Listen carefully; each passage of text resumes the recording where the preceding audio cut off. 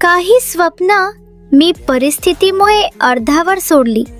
काही स्वप्न लोकांच्या मतात हरवून बसली.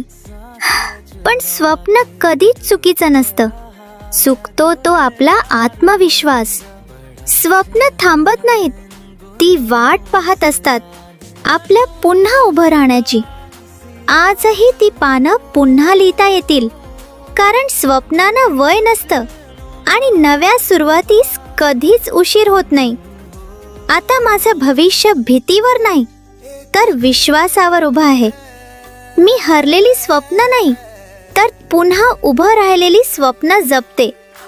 आज मी चालते, हळू पण ठाम. ही पानं पुन्हा लिहिली नाहीत तर नवीन पानं जोडली गेली. कारण भूतकाळ बदलता येत नाही, पण भविष्य नक्की घडवता येतं.